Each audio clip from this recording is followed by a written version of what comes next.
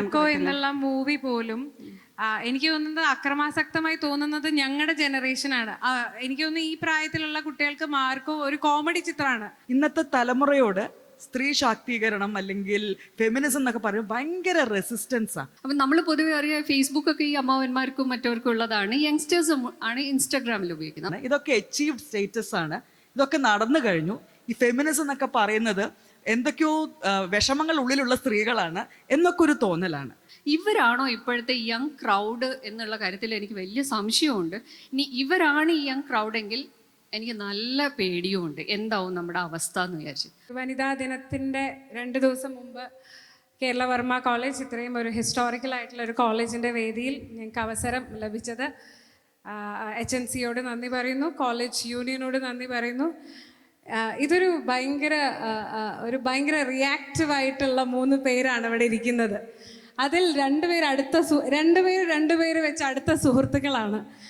എല്ലാവരും ഭയങ്കര ഒപ്പീനിയനേറ്റഡ് ആയിട്ടുള്ള സ്ത്രീകളാണ്, എഴുത്തുകാരാണ്, വാഗ്മികളാണ്. Actually when they start talking about their work, when literature is being spoken about, ഈ ഇരിക്കുന്ന ഭയങ്കര അടങ്ങിയിരിക്കുന്ന ഇവരെല്ലാവരും വാഗ്മികളായി മാറും. നമ്മൾ അറിയാത്ത കുറേ കാര്യങ്ങൾ നമുക്ക് പറഞ്ഞു തരും. അങ്ങനെ ഒരു 3 പേരുടെ ഇടയിൽ ഇരിക്കുക എന്നുള്ളത് തന്നെ കുറച്ചൊരു പേടിയുള്ള ടാസ്ക്കാണ്. ഇവരുടെ സംസാരങ്ങൾ നേരത്തെ നിങ്ങൾ കേട്ടിട്ടുണ്ടെങ്കിൽ നിങ്ങൾക്കത് മനസ്സിലാവേണ്ടതാണ്. അങ്ങനെ ഒരു സിറ്റുവേഷൻ റീക്രിയേറ്റ് ചെയ്യാം എന്നുള്ളതാണ് എൻ്റെ ഒരു ആഗ്രഹം. ഇന്നത്തെ ഒരു ടോപ്പിക് എന്ന് പറയുമ്പോൾ പരിഭാഷ, പിന്നെ പരിഭാഷണം, അതായത് വിവർത്തനം, ഒന്നെങ്കിൽ ട്രാൻസ്ലേഷൻ അല്ലെങ്കിൽ ഇൻ്റർപ്രിട്ടേഷൻ. നമ്മുടെ ഓരോ എഴുത്തും ട്രാൻസ്ലേഷൻ ആണെന്നാണ് പണ്ട് ട്രാൻസ്ലേഷൻ സ്റ്റഡീസിൽ പഠിപ്പിക്കുക. നിങ്ങളുടെ തലയിലെ ഒരു ചിന്ത നിങ്ങൾ എഴുതുമ്പോൾ നിങ്ങൾ അവിടെ ചെയ്യുന്നത് ട്രാൻസ്ലേഷൻ ആണ്. You are translating A thought. So every writing is A kind of A translation എന്നൊരു ഓൾഡ് സ്കൂൾ ഓഫ് ട്രാൻസ്ലേഷൻ പറഞ്ഞിരുന്നു. അതിൽ നിന്ന് ട്രാൻസ്ലേഷൻ ഒരു വലിയ ഇൻഡസ്ട്രിയായി വളരുകയും ആ ഇൻഡസ്ട്രിയോടൊപ്പം മലയാളം എഴുത്ത്, മലയാള സാഹിത്യ രംഗം തന്നെ പലയിടത്തും എത്തുകയാണ്. പലപ്പോഴും VJ ജെയിംസ് പല വേദികളിൽ പറഞ്ഞ് ഞാൻ കേട്ടിട്ടുണ്ട്, റസ്കിൻ ബോണ്ടിൻ്റെ 10 പുസ്തകങ്ങളിൽ ഒന്ന് നമ്മുടെ സ്വന്തം VJ ജെയിംസിൻ്റെ ആൻറ്റി ക്ലോക്ക് എന്നുള്ളതിൻ്റെ വിവർത്തനമാണ്. അപ്പോൾ റസ്കിൻ ബോണ്ട് ഇങ്ങനെ ഒരു ലിസ്റ്റ് പുറത്തു പറയുമ്പോഴാണ് VJ ജെയിംസ് വരെ അറിയുന്നത് VJ James is known to great author like Ruskin Bond. അപ്പോൾ നമ്മുടെ കൊച്ചു മലയാളം എവിടെയൊക്കെ എത്തുന്നു എന്നുള്ളത് വിവർത്തനത്തിലൂടെയാണ്. അപ്പോൾ somewhere translation is taking over as an advertising faculty for our literature. നമ്മുടെ മലയാളം സിനിമ മുന്നോട്ട് പോകുന്ന പോലെ തന്നെ ട്രാൻസ്ലേഷൻ നമ്മുടെ സാഹിത്യത്തിനെയും പല സ്ഥലങ്ങളിലേക്ക് എത്തിക്കുന്ന ദിശയിൽ ഈ ഒരു ടോപ്പിക്ക് പരിഭാഷയും പരിഭാഷണവും. അപ്പോൾ ഇത് സ്റ്റുഡൻറ്റ് ക്രൗഡും കൂടെ ആയതുകൊണ്ട് എനിക്ക് തോന്നുന്നു ആ കീ വേർഡ്സിൽ വേണം നമുക്ക് സ്റ്റാർട്ട് ചെയ്യാൻ. എന്താണ് പരിഭാഷ, എന്താണ് പരിഭാഷണം? പ്രിയ മാം ഒരു അക്കാഡമിക്കാണ്, വേറെ ഒരു അക്കാഡമിക്ക് നമുക്കുണ്ട്, പിന്നെ we have A pure home grown writer here as well. അപ്പോൾ ഇവരുടെ മനസ്സിൽ പരിഭാഷ എന്താണെന്നും പരിഭാഷണം എന്താണെന്നും അവരുടെ കൃതികളിലൂടെ അതെങ്ങനെയാണ് അവർ പുറത്തെത്തിക്കാൻ ശ്രമിച്ചതെന്നും ആ കീ വേർഡ്സ് കുറച്ച് അക്കാഡമിക്കായിട്ട് നമുക്ക് തുടങ്ങാം. പ്രിയ മാം.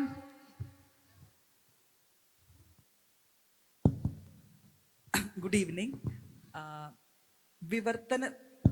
ഇൻ്റർപ്രിറ്റേഷൻ ഇല്ലാതെ, അതായത് അനാലിസിസ് ഇല്ലാതെ വിവർത്തനത്തിലേക്ക് നമുക്ക് എത്തിപ്പെടാൻ പറ്റില്ല. അതുകൊണ്ട് തന്നെയാണ് പറയുന്നത്, ഒരു കൃതി 4 പേര് വിവർത്തനം ചെയ്താൽ അത് 4 രീതിയിലായിരിക്കും ഉണ്ടാവുക. ചിലപ്പം ചില ട്രാൻസ്ലേറ്റേഴ്സ് എങ്കിലും അവരുടെ ഐഡിയോളജി മുമ്പോട്ട് കൊണ്ടുവരാൻ ശ്രമിക്കാറുണ്ട്, അതായത് ടെക്സ്റ്റിന് ഓവർകം ചെയ്തുകൊണ്ട്. അതല്ലാതെ ആ ടെക്സ്റ്റിൻ്റെ ഐഡിയോളജി മാത്രം വിവർത്തനം ചെയ്തു പോകുന്ന ആൾക്കാരുമുണ്ട്. ഇപ്പം മീന കന്ദസ്വാമി, ഒരു ക്രിയേറ്റീവ് റൈറ്ററായ മീന കന്ദസ്വാമി തിരുക്കുറൽ എന്ന തമിഴ് ടെക്സ്റ്റിൻ്റെ ഫെമിനിസ്റ്റ് ട്രാൻസ്ലേഷൻ നടത്തിയ ഒരു വ്യക്തിയാണ്. അത് ഒട്ടും ഫെമിനിസം ഒന്നും ഇല്ലാത്ത ഒരു മെയിൽ വോയിസിൽ നറേറ്റ് ചെയ്യപ്പെടുന്നത്, അതിലുള്ള സൈലൻസസ്, നിശബ്ദതകൾ, ഗ്യാപ്സിലൂടെ എങ്ങനെയാണ് ഒരു സ്ത്രീപക്ഷ ചിന്ത അതിലേക്ക് കൊണ്ടുവരിക എന്ന് ചിന്തിച്ച് വിവർത്തനം ചെയ്യുന്ന വ്യക്തിയാണ്. അങ്ങനെ പല തരത്തിലുള്ള ട്രാൻസ്ലേഷൻസ് പോസിബിൾ ആണ്. ഈ പറഞ്ഞതുപോലെ മലയാളത്തിനൊരു വിസിബിലിറ്റി കിട്ടണമെങ്കിൽ, അതായത് കേരളത്തിൻ്റെ പുറത്ത് നമ്മുടെ ചിന്തകൾ, നമ്മുടെ സംസ്കാരമൊക്കെ അറിയപ്പെടണമെങ്കിൽ വിവർത്തനം തന്നെ ഒരു മാർഗമായിട്ടുള്ളൂ എന്നാണ് തോന്നുന്നത്.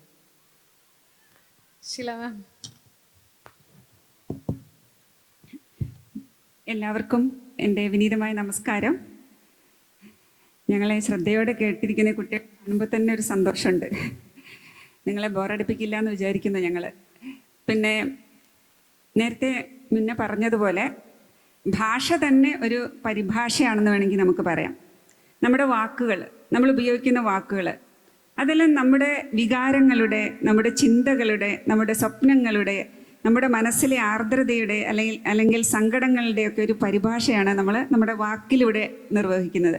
അതുപോലെ തന്നെയാണ് നമ്മൾക്ക് മറ്റുള്ളവരോടുള്ള ബന്ധത്തിൻ്റെ, റിലേഷൻഷിപ്സിൻ്റെ ഒക്കെ പരിഭാഷയാണ് നമ്മൾ ഭാഷയായിട്ട് നമ്മൾ പുറത്തേക്ക് വരുന്നത്. പരിഭാഷണമായിട്ട് വരുന്നത് ഒരർത്ഥത്തിൽ അല്ലെങ്കിൽ നമ്മൾ പ്രകൃതിയുമായിട്ടുള്ള ബന്ധത്തിൻ്റെയൊക്കെ പരിഭാഷയാണ് നമ്മുടെ ഭാഷ. അത് ഏത് ലാംഗ്വേജിലാണെങ്കിലും അത് ഒരു പരിഭാഷയാണ്. നമ്മുടെ മനുഷ്യൻ്റെയും അല്ലെങ്കിൽ മനുഷ്യേതര ജീവികളുടെയും അല്ലെങ്കിൽ പ്രപഞ്ചത്തോടൊക്കെയുള്ള തന്നെ നമ്മുടെ സംവേദനങ്ങളുടെ പരിഭാഷയാണ് ഈ ലാംഗ്വേജ് എന്ന് പറയുന്നത്. പിന്നെ രവീന്ദ്രനാഥ് ടാഗോർ അദ്ദേഹത്തിൻ്റെ നൊബൽ സമ്മാനം സ്വീകരിച്ചുകൊണ്ട് നടത്തിയൊരു പ്രഭാഷണത്തിൽ അദ്ദേഹം ഇങ്ങനെ പറയുന്നുണ്ട്, ഇവിടെ ഇപ്പോൾ അംഗീകരിക്കപ്പെട്ടിരിക്കുന്നത് ശരിക്കും ഞാനല്ല, അല്ലെങ്കിൽ എൻ്റെ ഭാഷയല്ല. പൗരസ്ത്യതയെ പാശ്ചാത്യർ അംഗീകരിക്കുന്നതിൻ്റെ പ്രതീകമായിട്ടാണ് എനിക്കിപ്പോൾ ഒരു നൊബേൽ സമ്മാനം കിട്ടിയിരിക്കുന്നത്. നിങ്ങൾക്കെല്ലാം അറിയാം, രവീന്ദ്രനാഥ് ടാഗോറിൻ്റെ ഗീതാഞ്ജലി ആദ്യം ബംഗാളിയിലാണ് എഴുതപ്പെട്ടത്. അതിനുശേഷം അത് ഇംഗ്ലീഷിലേക്ക് ട്രാൻസ്ലേറ്റ് ചെയ്തതും ടാഗോർ തന്നെയാണ്. അപ്പം ആ ഇംഗ്ലീഷ് ട്രാൻസ്ലേഷനാണ് നൊബേൽ പ്രൈസ് കിട്ടിയത്. അപ്പം അദ്ദേഹം പറയാണ്, ഈ പൗരസ്ത്യതയും അല്ലെങ്കിൽ പാശ്ചാത്യരെയും തമ്മിൽ കൂട്ടിയിണക്കാനുള്ള ഒരു ഉപകരണം മാത്രമായി ഞാൻ മാറിയതിൽ എനിക്ക് സന്തോഷമുണ്ട്, എനിക്കതിൽ നന്ദിയുണ്ട് എന്ന്.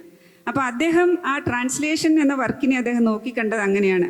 രണ്ട് പ്രപഞ്ചങ്ങൾ തമ്മിൽ കൂട്ടിയിണക്കുക, പൗരസ്ത്യവും പാശ്ചാത്യവുമായ രണ്ട് ലോകങ്ങൾ തമ്മിൽ കൂട്ടിയിണക്കുക.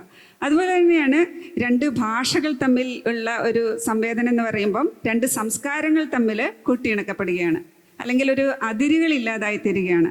അപ്പോൾ എൻ്റെ വ്യക്തിപരമായ അഭിപ്രായത്തിൽ ഈ ട്രാൻസ്ലേഷൻ എന്ന് പറയുന്നത് ഒരു വലിയ മഹനീയമായൊരു കർമ്മമാണ്. ഇപ്പോൾ ഇന്ത്യയെ പോലെ ഒരു വലിയ വൈവിധ്യങ്ങൾ നിറഞ്ഞൊരു രാജ്യത്തിൽ എന്ന് പറയുമ്പം ഒരു ഭാഷയിൽ നിന്നും മറ്റൊരു ഭാഷയിലേക്കുള്ള ട്രാൻസ്ലേഷൻ പോലും നമ്മുടെ അതിർത്തികൾ മായ്ച്ചു കളയണം, അല്ലെങ്കിൽ നമ്മുടെ ദേശീയോദ്ഗ്രഥനം, നാഷണൽ ഇൻ്റഗ്രേഷൻ എന്നൊക്കെ പറയുന്നതിനെ ഏറ്റവും അധികം സപ്പോർട്ട് ചെയ്യുന്ന ഒരു സംഗതിയാണ് ഈ ട്രാൻസ്ലേഷൻ എന്ന് വേണമെങ്കിൽ പറയാം. ഷാഹിന മാം, സത്യത്തിൽ നമ്മൾ ട്രാൻസ്ലേഷനെ കുറിച്ചൊക്കെ ചിന്തിക്കുന്നതിന് മുമ്പ് നമ്മൾ അങ്ങനെ ഒരുപാട് കാര്യങ്ങൾ വായിച്ചിട്ടുണ്ട്. ഇപ്പം ഞങ്ങളുടെയൊക്കെ കുട്ടിക്കാലത്ത് ഈ റഷ്യൻ ക്ലാസിക്സ് അല്ലെങ്കിൽ റഷ്യൻ പുസ്തകങ്ങൾ ഒരുപാട് വരുമായിരുന്നു, പ്രഭാത് ബുക്ക് ഹൗസിൻ്റെ. അത് അന്നത്തെ കാലത്ത് ഏറ്റവും വലിയ അട്രാക്ഷനാണ്. കാരണം നമുക്ക് സാധാരണ കിട്ടുന്ന സാഹിത്യ മാസികകളിൽ നിന്ന് വ്യത്യസ്തമായിട്ട് അത്രയും കളർഫുൾ ആയിട്ടുള്ള പേജസും ചിത്രങ്ങളും അത്രയും ക്വാളിറ്റിയിലുള്ള. അപ്പോൾ അന്ന് ഈ വണ്ടി വരാൻ വേണ്ടി കാത്തു നിൽക്കും. സ്കൂളിൻ്റെ മുമ്പ് ഒരു ബസ് പോലെ വന്നിട്ട് അപ്പം കിട്ടുന്ന പൈസ മുഴുവൻ എടുത്തു വെക്കുക ഈ പുസ്തകങ്ങൾ വാങ്ങിക്കാനാണ്. ആ പുസ്തകം വായിക്കുന്ന കാലത്ത് ഈ പറയുന്ന റഷ്യ എന്നൊക്കെ പറഞ്ഞാൽ നമ്മൾ പഠിക്കുന്നുണ്ട്, സ്കൂളിൽ പഠിക്കുന്ന മാപ്പൊക്കെ കാണുന്നതുകൊണ്ട് നമുക്കറിയാം എവിടെയുണ്ട് എന്നല്ലാണ്ട് നമ്മുടെ ഒരു ജീവിത രീതിയായിട്ട് വെച്ച് നോക്കുമ്പോൾ തീർത്തും വ്യത്യസ്തമായിട്ട് എല്ലാം കൊണ്ടും, കാലാവസ്ഥയാവാം, പിന്നെ അവരുടെ കൾച്ചറാവാം, ലാംഗ്വേജ്, വസ്ത്രധാരണം, ഭക്ഷണം ഒന്നും നമുക്കറിയില്ല. നമ്മൾ ഏതെങ്കിലും ഒരു കാലത്ത് അന്ന് പോകുമെന്ന് പോലും ചിന്തിക്കാൻ പറ്റില്ല. ഇപ്പോഴത്തെ പോലെ യാത്ര അത്രയും ഒരു കോമൺ ഇതുമല്ല. പക്ഷെ അത് വായിക്കുന്ന കാലത്ത് ഒരിക്കലും ഇത് വേറൊരു രാജ്യത്തിൻ്റെയാണ് അങ്ങനെ മനസ്സിലാവാത്ത പ്രശ്നമില്ല. ഈ പറയുന്ന അവർ കഴിക്കുന്ന ഭക്ഷണമൊക്കെ ഞാനിത് ഒരുപാട് സ്ഥലത്ത് പറഞ്ഞിട്ടുണ്ട്. പാവ്ലോയൊക്കെ കേൾക്കുമ്പം ഇപ്പം നമുക്ക് അറിയാം, എൻ്റെ റെസിപ്പിയൊക്കെ ഇടും. അപ്പം അന്നത്തെ ഒരു ഇമാജിനേഷനിലൊന്നും അങ്ങനെ അല്ലെങ്കിൽ അതെങ്ങനെയായിരിക്കും, നമ്മുടെ ഉഴുന്നുവടയൊക്കെ പോലെ ആയിരിക്കുമോ എന്നുവെച്ചാൽ നമ്മുടെ ലിമിറ്റഡ് ആ ഒരു സ്ഥാനത്തിൽ നിന്നാണ് നമ്മളിത് ആലോചിക്കുക. അങ്ങനെയായിരിക്കുമോ, മധുരമായിരിക്കുമോ, ഇന്ന ടേസ്റ്റ് ആയിരിക്കുമോ. പക്ഷെ നമ്മൾ വായിക്കുന്നുണ്ട്. അതായത് ബേസിക് ഹ്യൂമൻ ഇമോഷൻസ് എല്ലായിടത്തും ഒരേ കാര്യമായതുകൊണ്ട് ആ കുട്ടിക്കാലത്ത് തന്നെ നമുക്കിത് നന്നായിട്ട് വായിക്കാൻ പറ്റുന്നുണ്ട്. പിന്നീട് വലുതാവുമ്പോൾ ഈ പറഞ്ഞ മാർക്കേസിനെ ഒരു തമാശ പോലെ പറയുന്ന മലയാളിയായിട്ടാണ് നമ്മൾ കണക്കാക്കുന്നത്. ഇപ്പോൾ കസാൻസാക്കിസ് ആയാലും പാമുക്കായാലും എല്ലാവരെയും നമ്മൾ വായിക്കുന്നത് എങ്ങനെയാണ്, ട്രാൻസ്ലേഷൻ വന്നുകൊണ്ട്. എന്നാൽ അതേ സമയത്ത് ഇപ്പം ഷീല പറഞ്ഞ പോലെ ഇന്ത്യ എന്ന് പറയുന്ന വലിയൊരു സ്ഥലം, ഒരുപാട് ഭാഷകൾ, അവിടെ ഈ പറയുന്ന കൾച്ചർ ഡിഫറൻസും ഒക്കെ ഉണ്ട്. പക്ഷേ ഇന്ത്യൻ ഭാഷകളിൽ നിന്ന് നമ്മളധികം വായിക്കുന്നുമില്ല.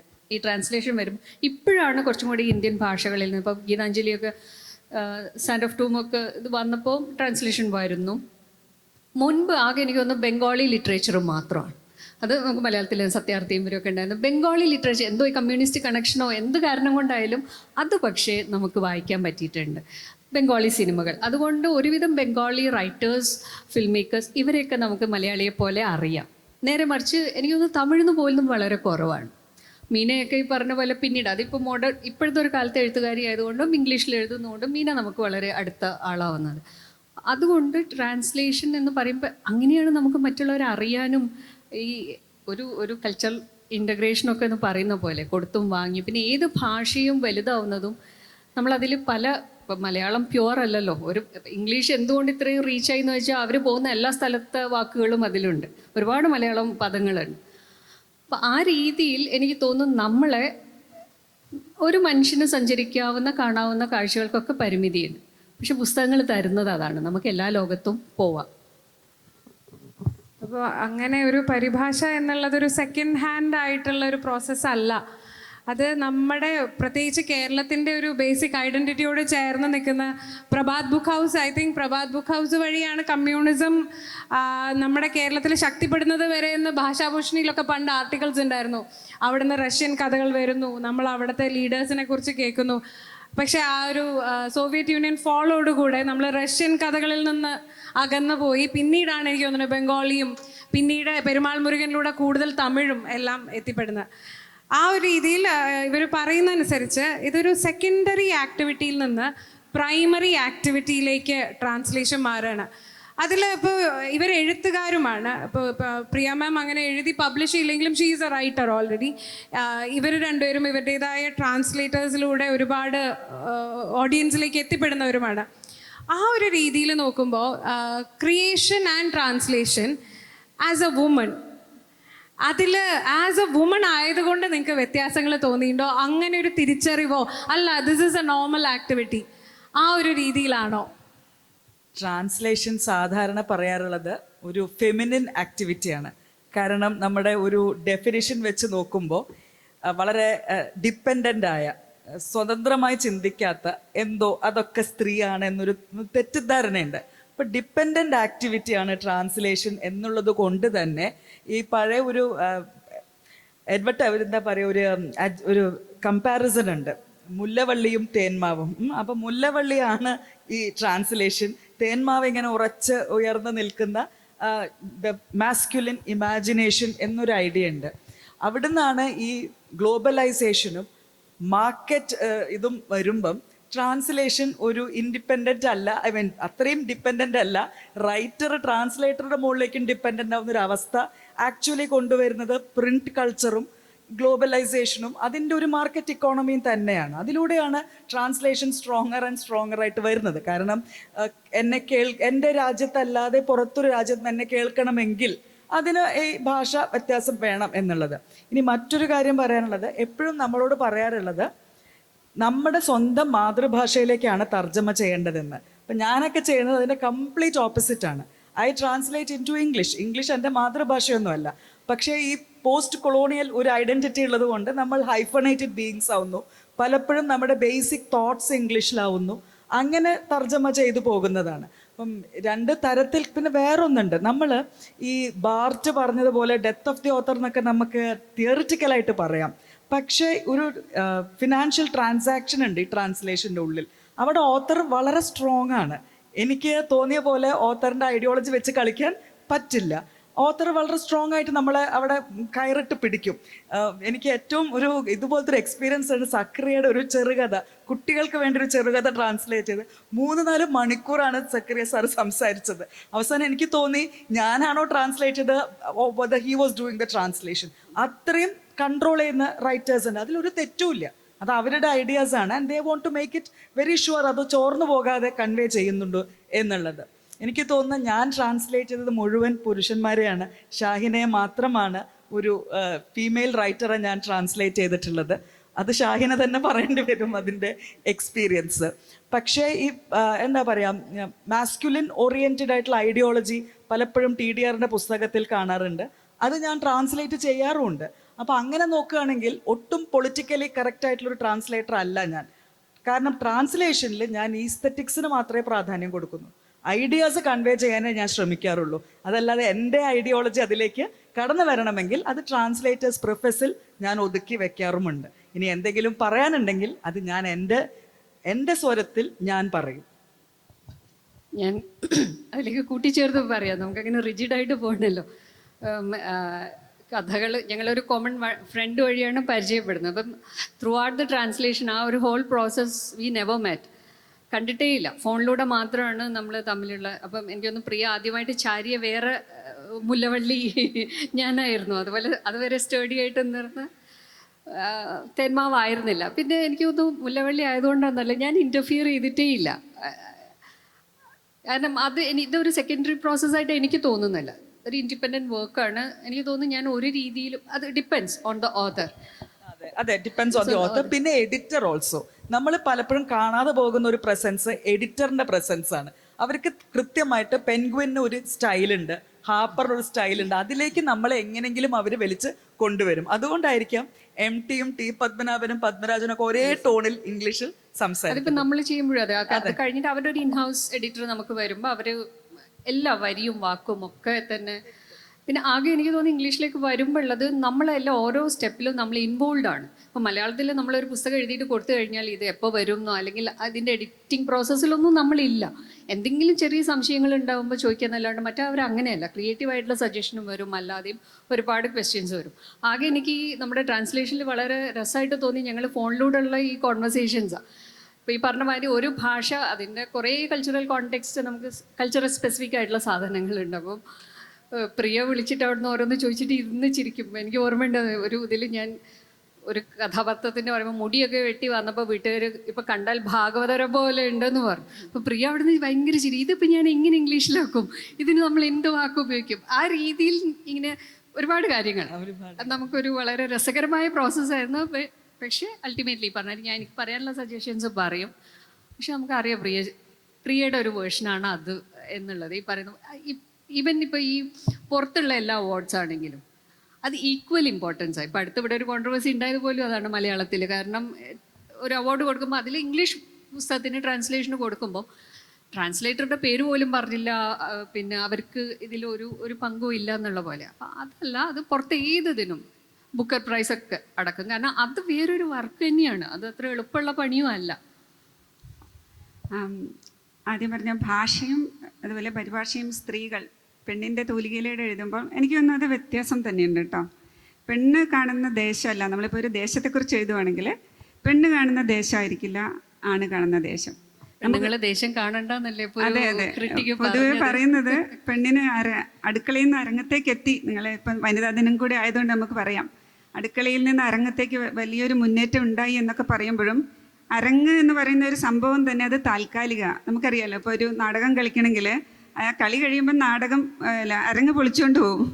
അതായത് പെണ്ണിന് ആ പൊളിച്ച് കളയാവുന്ന ഒരു അരങ്ങിലേക്ക് വരെ എത്തിയിട്ടുള്ളൂ ഇപ്പോഴും എന്ന് ചിലപ്പോൾ പലപ്പോഴും നമുക്ക് പല സംഭവങ്ങളും അല്ലെങ്കിൽ പല കാര്യങ്ങളൊക്കെ കാണുമ്പോൾ തോന്നിപ്പോകും. ഇപ്പോൾ അടുത്ത് തന്നെ നമുക്കറിയാം സ്ത്രീധനത്തിൻ്റെ പേരിലുള്ള മരണം, ആത്മഹത്യയൊക്കെ കാണുമ്പോഴും ഒക്കെ ശരിക്കും നമ്മൾ ആലോചിച്ചു പോകും. അല്ലാതെ തന്നെ സ്ത്രീ പീഡനങ്ങൾ പലതരത്തിൽ കാണുമ്പോഴൊക്കെ വിചാരിച്ചു പോകും, ഈ അരങ്ങത്തേക്ക് എത്തി എന്ന് പറയുന്നത് പൊളിച്ചു കളയുന്ന ഏതോ ഒരു സംവിധാനത്തിൽ എത്തിയിട്ടുള്ളൂ, അത് താൽക്കാലികമായ ഒരു സ്വാതന്ത്ര്യമൊക്കെ കൊടുക്കുന്നുള്ളൂ. അപ്പം ഞാൻ പറഞ്ഞു വന്നത്, ഇപ്പോൾ ഒരു വീട് കാണുന്നത് ഇപ്പം നമ്മുടെ അച്ഛൻ കാണുന്ന വീടിൻ്റെ അകമല്ല അമ്മ കാണുന്ന വീടിൻ്റെ അകം.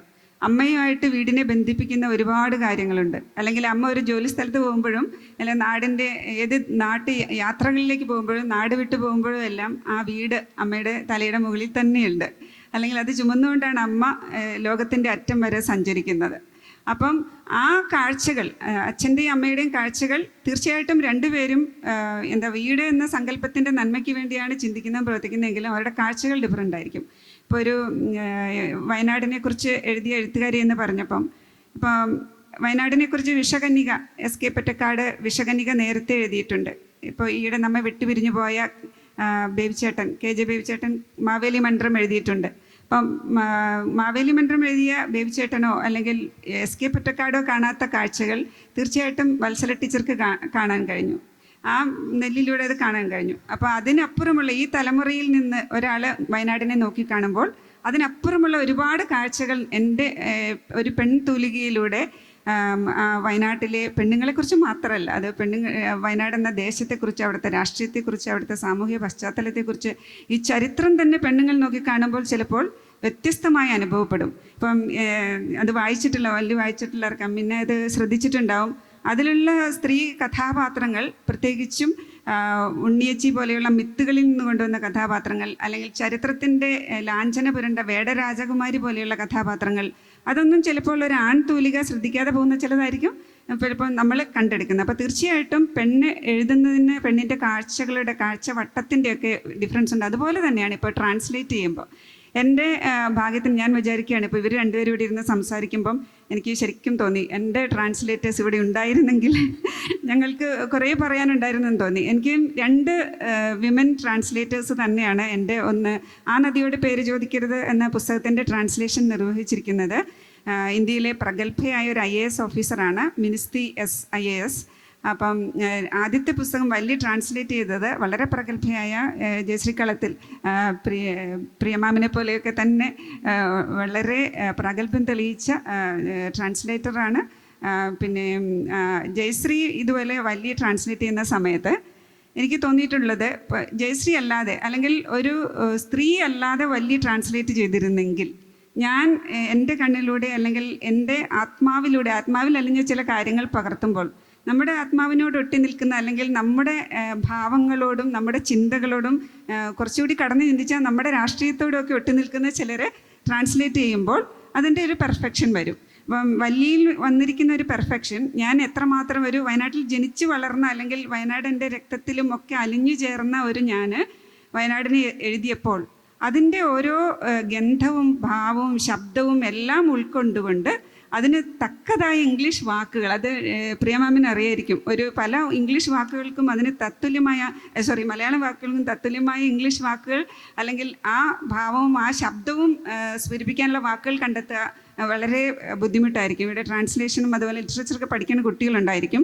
അപ്പോൾ അതൊരു വലിയ ഒരു കഴിവ് തന്നെ. 2 ഭാഷയും ഒരുപോലെ കൈകാര്യം ചെയ്യാൻ പറ്റുന്നവരാണ് ശരിക്കുള്ള ട്രാൻസ്ലേറ്റേഴ്സ് എന്ന് പറയുന്നത്. അപ്പം മിനിസ്തിയുടെ കാര്യം പറഞ്ഞാൽ അവരൊരു IAS ഓഫീസറാണ്. അവരത്രയും ഉത്തരവാദിത്തമുള്ളൊരു റോള് ചെയ്യുന്ന ഒരാളാണ്. അപ്പോൾ 6 മണി വരെയുള്ള ഓഫീസ് ടൈം കഴിഞ്ഞ് വന്നിട്ടും അവർക്ക് പല തരത്തിലുള്ള ഔദ്യോഗികമായ കാര്യങ്ങൾ അലട്ടിക്കൊണ്ടിരിക്കുമ്പോഴും ഒരു ദിവസത്തിൽ ഒരു 3 മണിക്കൂർ ഒരു പുസ്തകം വായിക്കാനോ അല്ലെങ്കിൽ ട്രാൻസ്ലേറ്റ് ചെയ്യാനോ വേണ്ടി മാറ്റിവെക്കുന്ന ഒരു ട്രാൻസ്ലേറ്ററാണ്. എന്നെ അത്ഭുതപ്പെടുത്തിയത്, ഞാൻ പലപ്പോഴും ഇവർ ഒരു ദിവസം ട്രാൻസ്ലേറ്റ് ചെയ്ത് അയക്കുന്ന ഭാഗങ്ങൾ അതിലൂടെ ഓടിച്ചെന്ന് എത്താൻ പോലും എനിക്ക് ബുദ്ധിമുട്ട് ഉണ്ടായിട്ടുണ്ട്. കാരണം അത്രയ്ക്കധികം ആ സമയം അതിനുവേണ്ടി അവരുടെ മൂല്യവത്തായ സമയം അതിനുവേണ്ടി ഉപയോഗിച്ചു. അതിൻ്റേതായ അതും ഒരു വളരെ ആനുകാലികമായൊരു വിഷയമായിരുന്നു മിനിസ്തി ട്രാൻസ്ലേറ്റ് ചെയ്ത് ആ നദിയോട് പേര് ചോദിക്കരുത് എന്ന് പറഞ്ഞ നോവലിൽ.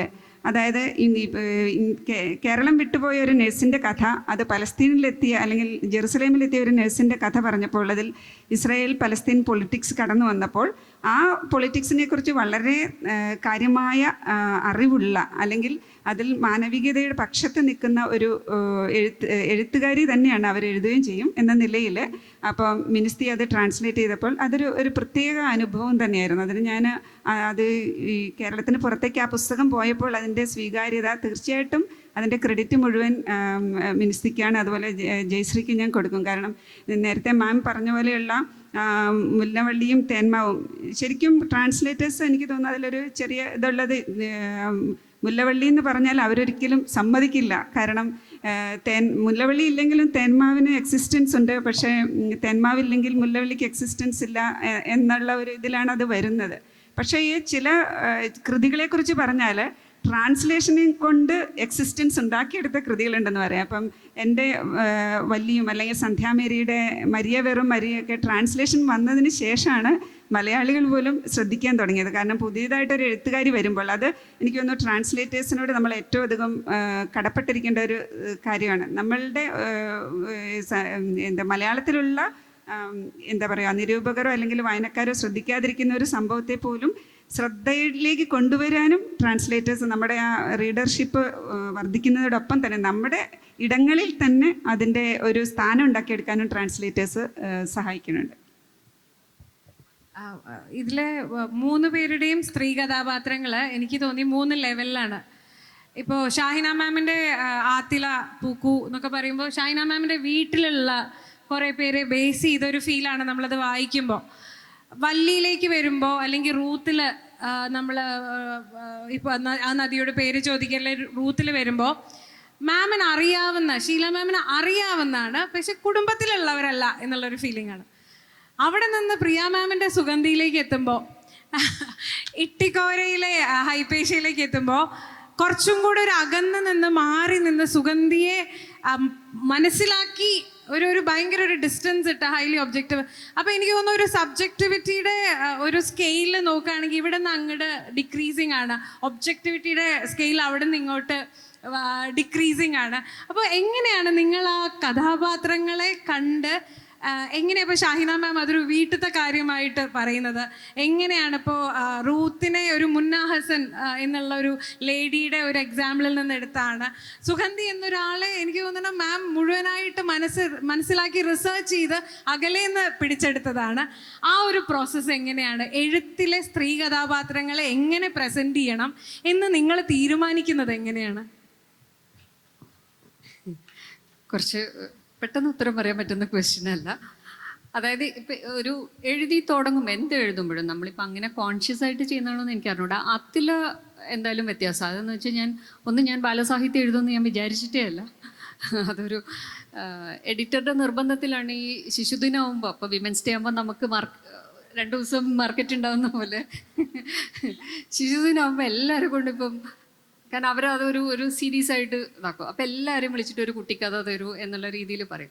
അങ്ങനെ ഞാനൊരു അറ്റംപ്റ്റ് നടത്തിയതാണ്. അപ്പം അതിൽ തന്നെ വന്നിരുന്ന എൻ്റെ ഈ പറയുന്ന സോക്കോൾഡ് വലിയ ആൾക്കാർക്ക് എഴുതിയ കഥയിലൊരു കഥാപാത്രമായിരുന്നു ആത്തില. അപ്പം ഈ മലയാളത്തിൻ്റെ എഡിറ്റർ സഞ്ജയ് എന്നോട് പറഞ്ഞു, ആത്തിലയുടെ ഒരു കുട്ടിക്കാലം ഒന്ന് ശ്രമിച്ചു നോക്കും, ഇതിന് വേണ്ടിയിട്ടില്ല. അപ്പം അങ്ങനെ നിർബന്ധിച്ചപ്പോൾ എന്ന് ആ സമയത്താണെങ്കിൽ വേറെ ഒന്നും ചെയ്യാണ്ടിരിക്കുക. ചില സമയത്ത് നമുക്കുണ്ടല്ലോ വേറെ ഒന്നും എഴുതാനും ഒന്നും തോന്നുന്നില്ല. അപ്പം ഇതിനകത്ത് നമുക്ക് വലിയ ഈ പറയുന്ന എല്ലാം വിതിൻ തോട്ട്സ് ആണ് പറയുന്ന ആ ഒരു ഭാരമില്ലാതെ നമുക്ക് കുറച്ചുകൂടി രസകരമായിട്ട് എന്ന് വെച്ചാൽ കുട്ടികൾക്ക് എഴുതുന്നത് എളുപ്പമല്ല. എനിക്ക് ഏറ്റവും തോന്നിയ പ്രശ്നം, ഇപ്പോഴത്തെ കുട്ടികൾ എന്താ വായിക്കുന്നത്, അവരെന്താ ചിന്തിക്കുന്നതെന്ന് എനിക്കറിയില്ല. ഇവരെന്തെങ്കിലും വായിക്കുന്നുണ്ടോയെന്നും എനിക്കറിയില്ല. ഞാൻ ഇപ്പോൾ കാണുന്ന എൻ്റെ അനിയൻ്റെ മക്കളൊക്കെ ആണെങ്കിൽ ഇവർ ഫുൾ സമയവും ഫോണിലാണ്. അവർക്ക് കളിക്കാനോ മറ്റു കാര്യങ്ങളിലോ ഒന്നുമില്ല. ഇപ്പം നമ്മൾ തന്നെ ചെന്നാൽ വന്ന് അമ്മായി വന്നു ഒരു ഉമ്മയൊക്കെ തന്ന് കഴിഞ്ഞു എന്ന് പിന്നെ ഇതിലിരിക്കാം എന്നുള്ള പോലെ. അപ്പം ഈ കുട്ടികളും കൂടെ വായിക്കണമെങ്കിൽ അവർക്ക് എന്താണ്, അവരുടെ ലോകം എന്താണ്, ഇതിനെക്കുറിച്ച് ശരിക്കും നല്ല ജനറേഷൻ ഗ്യാപ്പല്ല, അതിൻ്റെ അപ്പുറത്തെ ഗ്യാപ്പ് ഉണ്ട്. അപ്പം അത് കാരണം ആ പ്രശ്നമുണ്ട്. എന്തെഴുതുവർ വായിക്കുക, എന്നാലും പിന്നെ ഒരു പരീക്ഷണം എന്നുള്ള നിലയിൽ ഒരു കഥ എഴുതുന്നു. അപ്പം അത് നമ്മുടെ ഫ്രണ്ട്സിൻ്റെയൊക്കെ മക്കൾ വായിച്ച് ഇഷ്ടപ്പെട്ടു എന്ന് പറഞ്ഞപ്പം പിന്നെയും നിർബന്ധമാണ് എന്നാൽ അത് ഒരു അവധിക്കാലം എഴുതിക്കൂടെ എന്ന് പറഞ്ഞു. അപ്പം അതുകൊണ്ട് ഈ പറഞ്ഞ പോലെ നമുക്കിതിൻ്റെയൊക്കെ സാമ്പിൾസ് നമ്മുടെ കുട്ടിക്കാലത്തുണ്ട്. എനിക്ക് ഒന്നാമത് ഉമ്മയുടെ ഫാമിലി വലിയതായിരുന്നു, ഒരുപാട് കുട്ടികളുണ്ട്, കസിൻസ് എന്നൊക്കെ പറഞ്ഞാൽ നമ്മൾ വലിയൊരു സംഘമാണ്. അപ്പോൾ അവധിക്കാലം എന്ന് പറഞ്ഞാൽ ഏറ്റവും രസമുള്ളത്. ഇപ്പോഴത്തെ കുട്ടികൾക്ക് അങ്ങനെ പോകാൻ പോലും അങ്ങനത്തെ സ്ഥലങ്ങളില്ല, ഉണ്ടെങ്കിൽ തന്നെ അവർക്ക് പോകാനും ഇഷ്ടമല്ല. അവരുടെ വീടും അവരുടെ സൗകര്യങ്ങളുമാണ്.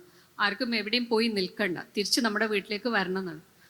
അതുകൊണ്ട് ആ എഴുത്തിൽ ഈ കഥാപാത്രങ്ങൾ ചിലർ ഇമാജിനറിയാണ്, പക്ഷെ നമ്മൾ അല്ലെങ്കിൽ പേരായിട്ടോ എന്തെങ്കിലുമൊക്കെ ആയിട്ട് പഴയതിൽ നിന്ന് കടമെടുത്തതുണ്ട്. അതിൽ വേറെ ഭാരങ്ങളില്ലേ, നമ്മൾ ഈ പറയുന്ന പൊളിറ്റിക്കൽ കറക്റ്റ്നെസ്സോ അല്ലെങ്കിൽ മറ്റ് വലിയ നമ്മുടെ ഇപ്പം എൻ്റെ ഐഡിയോളജിയോ ഇത് ഒന്നും തന്നെ ചിന്തിക്കാതെ എനിക്ക് വളരെ ഫ്രീ ആയിട്ട് ഞാൻ വളരെ ആസ്വദിച്ച് എഴുതിയൊരു പുസ്തകമാണത്. അപ്പം അതുകൊണ്ട് അതിലെ കഥാപാത്രങ്ങൾ ഈ പറഞ്ഞ പോലെ എനിക്ക് അറിയാവുന്ന എൻ്റെ പരിസരത്തുള്ളവരായിരുന്നു. അതിൻ്റെ മുകളിൽ ഞാൻ വേറൊരു പണിയും എടുത്തിട്ടില്ല. എൻ്റെ കാര്യം പറഞ്ഞാൽ ശരിക്കും ഞാനൊരു കഥാപാത്രത്തെ സൃഷ്ടിച്ചിട്ടില്ല എന്ന് വല്ലി എഴുതുമ്പോൾ പറഞ്ഞിട്ടുണ്ട്. എനിക്ക് ശരിക്കും സത്യം പറഞ്ഞാൽ ഒന്നിനെ സൃഷ്ടിച്ചിട്ടില്ല. കാരണം നേരത്തെ ഷൈന പറഞ്ഞു നിർത്തിയ പോലെ എല്ലാവരും ചുറ്റുവട്ടത്ത് ഉള്ള ആളുകളായിരുന്നു. ഇപ്പോൾ ഒരു 3 തലമുറയുടെ കഥയാണ് അതിലുള്ളത്. അതായത് ഈ തിരുവിതാംകൂറിൽ നിന്നും മധ്യ തിരുവിതാംകൂറിൽ നിന്നൊക്കെ വയനാട്ടിലേക്ക് കുടിയേറിപ്പോയ ജനവിഭാഗത്തിൻ്റെ കഥ, അതേപോലെ അവിടെയുള്ള ആദിവാസി ജനവിഭാഗങ്ങളിൽ അവരുടെ കഥ എല്ലാം വരുന്നുണ്ട്. അവിടുത്തെ പ്രകൃതിയുടെ കഥ എല്ലാം കൂടി ഇവർ വായിക്കാത്തവരുണ്ടായിരിക്കും, അതുകൊണ്ട് പറയാണ്. അതെല്ലാം കൂടി ഒരുമിച്ച് ചേർന്ന് പോകുന്ന ഒരു സംഭവമാണ് ഈ വല്ലി എന്ന് പറയണത്. അപ്പം ആ ഇതിൽ സത്യത്തിലൊരു കഥാപാത്രങ്ങളുടെ ഒരു കുത്തൊഴുക്കായിരുന്നു എനിക്ക്. എന്നിട്ട് ആരെയൊക്കെ എടുക്കണം, ആരെയൊക്കെ മാറ്റി വെക്കണം എന്ന് എനിക്കറിയാൻ കഴിഞ്ഞിട്ടില്ല. ഇപ്പോൾ നമ്മൾ സ്ത്രീകൾക്ക് തൻ്റെ ഇടം വേണം, തൻ്റെ ഇടം എന്ന് നമ്മൾ പറയുമല്ലോ, തൻ്റെ ഇടം വേണമെന്ന്. അപ്പോൾ ചിലർ പറയുന്നത് നല്ല തൻ്റെടമുള്ള സ്ത്രീകളാണ് വല്ലിയിലുള്ളത്. പക്ഷേ സത്യത്തിൽ ആ ഒരു അത്രയ്ക്കും എന്താ പറയുക, അവിടുത്തെ വയനാടിൻ്റെ കാലാവസ്ഥ, ഇപ്പോൾ തിരുവിതാംകൂറിൽ നിന്നൊക്കെ അങ്ങോട്ട് ചെന്ന് ശരിക്കും നമ്മളെപ്പോഴും പറഞ്ഞു കേൾക്കുന്ന പോലെ പ്രകൃതിയോടും അവിടുത്തെ കാലാവസ്ഥയോടും വന്യമൃഗങ്ങളോടും എല്ലാം പോരാടി ജീവിച്ച മനുഷ്യരാണ് ഞങ്ങളുടെയൊക്കെ എൻ്റെ ചാച്ചൻ്റെ തലമുറയൊക്കെ അവിടെ ചെന്നപ്പോൾ ഉള്ള. അപ്പോൾ അതുപോലെയുള്ള മുതുമുത്തശ്ശിമാരെ കണ്ടിട്ടാണ് ഞങ്ങൾ വളരുന്നത്. അല്ലെങ്കിൽ എൻ്റെ ചാച്ചൻ്റെ ഫാമിലിയിലേക്ക് വരുമ്പോൾ അവരൊക്കെ കർഷകരായിരുന്നു. എൻ്റെ ചാച്ചനും അമ്മച്ചൊക്കെ അധ്യാപകരായിരുന്നെങ്കിലും അവരെല്ലാം പ്രകൃതിയോട് ഓരോ കാലാവസ്ഥയ്ക്കനുസരിച്ച് പ്രളയം അല്ലെങ്കിൽ വെള്ളപ്പൊക്കം എല്ലാം കൊണ്ടും കഷ്ടപ്പെട്ട് അവരൊക്കെ നടത്തുന്ന ഒരു പോരാട്ടങ്ങളുണ്ട്. അപ്പോൾ ആ പോരാട്ടങ്ങൾ അവിടുത്തെ സ്ത്രീകളെയും തൻ്റെടികളാക്കി മാറ്റുക, തൻ്റെ ഇടം കണ്ടെത്തുക എന്നതിനപ്പുറം അവർക്ക് ഇതിനോടെല്ലാം പോരാടി നിന്നാലേ പറ്റുള്ളൂ. അപ്പോൾ അവരുടെ ക്യാരക്ടറിസ്റ്റിക്സ് ഒന്നും ഞാൻ സൃഷ്ടിച്ചതല്ല എന്നുള്ളതാണ് ശരിക്കും സത്യം പറഞ്ഞാൽ. അതെല്ലാം അവിടെ നിന്ന് എൻ്റെ ചുറ്റുമുള്ള ആ വയനാട്ടിലെ സാധാരണക്കാരായ മനുഷ്യരോട് ഞാൻ കടപ്പെട്ടിരിക്കുന്ന വല്യെന്ന നോവലിലും അതിലെ കഥാപാത്രങ്ങൾക്ക് മുഴുവനും.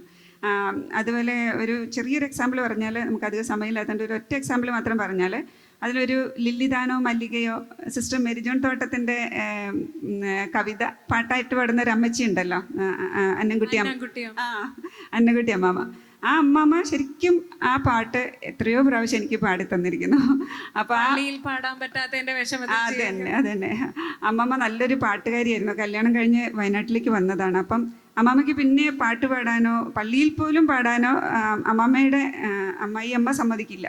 അപ്പോൾ ആ സങ്കടം മുഴുവനും അമ്മാമ്മ നന്നായിട്ട് ഹാർമോണിയം വായിക്കുകയൊക്കെ ചെയ്തിരുന്ന അമ്മാമ്മയാണ് ചെറുപ്പത്തിൽ. അപ്പം ആ സങ്കടം മുഴുവൻ അമ്മാമ്മയെ സിസ്റ്റർ മെരിജോൺ തോട്ടം പഠിപ്പിച്ചിട്ടുണ്ട്.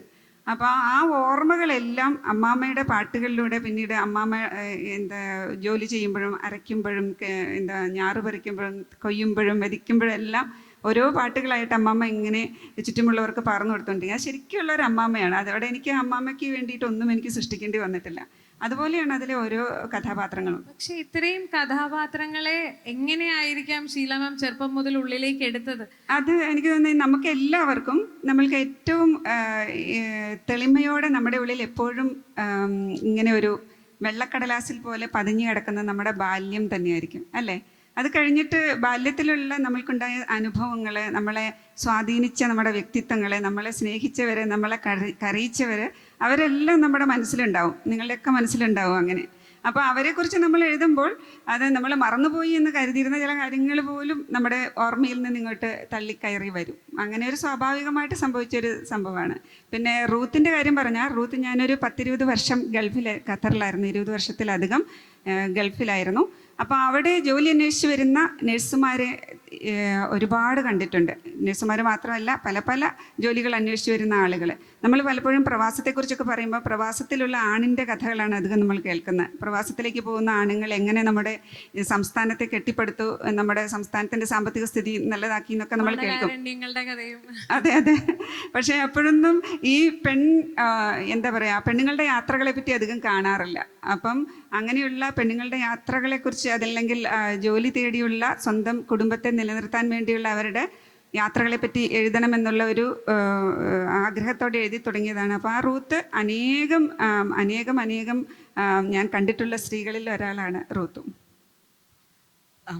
ഞാൻ ഭാഷയെ പറ്റിയാണ് കൂടുതൽ ചിന്തിക്കാറ്. കഥാപാത്രങ്ങൾ മറ്റുള്ളവർ എഴുതുന്നു, ഇത് എങ്ങനെ ചോർന്നു പോകാതെ ഈ ലാംഗ്വേജിലേക്ക് റിഫ്ലക്റ്റ് ചെയ്യും. എനിക്കറിയാം ഷാഹിനയും ഞാനും ഒരുപാട് ചർച്ച ചെയ്ത ചില കാര്യങ്ങളാണ്. ഒന്ന്, ആ ടൈറ്റിൽ തന്നെ നോക്കാം. ഷാഹിനയ്ക്ക് വളരെ എളുപ്പത്തിൽ തീണ്ടാരി വണ്ടി എന്ന് എഴുതുമ്പോൾ തീണ്ടാരി എന്ന വാക്കിൽ മെൻസ്ട്രേഷൻ എന്നുള്ള അർത്ഥം മാത്രമല്ല, ഒരു തൊടാപ്പാട് അകലെ എന്നൊരു ടെബു എന്നൊരു സിഗ്നിഫിക്കൻസ് പോലും വരുന്നുണ്ട്. എനിക്കത് വളരെ ക്ലിനിക്കലായിട്ട് മെൻസ്ട്രൽ കൂപ്പ എന്ന് മാത്രമേ ട്രാൻസ്ലേറ്റ് ചെയ്യാൻ പറ്റുള്ളൂ. അവിടെ ആ സോഷ്യൽ ടെബൂസ് റിഫ്ലക്റ്റഡ് ആവുന്നില്ല. ഇതേപോലെയാണ് റിലേഷൻഷിപ്സ് കാണിക്കുമ്പോഴും. ഷാഹിനയുടെ ചില കഥാപാത്രങ്ങൾ ഭർത്താവിനെ ഏട്ടാന്ന് വിളിക്കും, വരുണേട്ട എന്നൊക്കെ വിളിക്കും. എനിക്ക് വേണമെങ്കിൽ വരുണേട്ട ETT എന്ന് എഴുതി അടിയിൽ ഫുട് നോട്ട്സ് എഴുതാം. പക്ഷേ ഹരീഷ് ത്രിവേദിയെ പോലെ ഗംഭീര ട്രാൻസ്ലേറ്റേഴ്സ് പറയാറുണ്ട്, ഫുട് നോട്ട്സ് എഴുതരുത്. That is like falling at the feet notes. കാരണം ഇംഗ്ലീഷിൽ ഒരു പുസ്തകം എഴുതുമ്പം നമുക്കറിയാത്ത ഒരുപാട് പദങ്ങളുണ്ടാവും. അവർ നമ്മളെ ദേ വിൽ എക്സ്പെക്ട് അസ് കണ്ടുപിടിച്ചോളൂ എന്നാണ്. അപ്പോൾ ഫുട് നോട്ട്സ് എഴുതാത്ത പിന്നൊരു മാർഗം ഏട്ട എന്നുള്ള പദം ഉപേക്ഷിക്കുക എന്നുള്ളതാണ്. പക്ഷെ അപ്പം കഥാപാത്രത്തിൻ്റെ ഏജൻസി മാറും. ഭാര്യ ഏട്ട എന്ന് വിളിക്കുന്ന ഒരു റിലേഷൻഷിപ്പ് അല്ല പേര് വിളിക്കുന്ന ഭാര്യ ഭർത്താക്കന്മാർ തമ്മിൽ. ഇത്തരത്തിലുള്ള നുവാൻസ്ഡ് ആയിട്ടുള്ള കാര്യങ്ങൾ നമ്മൾ വല്ലാതെ ശ്രദ്ധിച്ചു പോകും. ഇനി തൃശ്ശൂർ ഇരുന്നു കൊണ്ട് പറയാൻ പാടുണ്ടോ എന്നറിയില്ല, ആനപ്രേമി എന്നൊരു വാക്കുണ്ട്.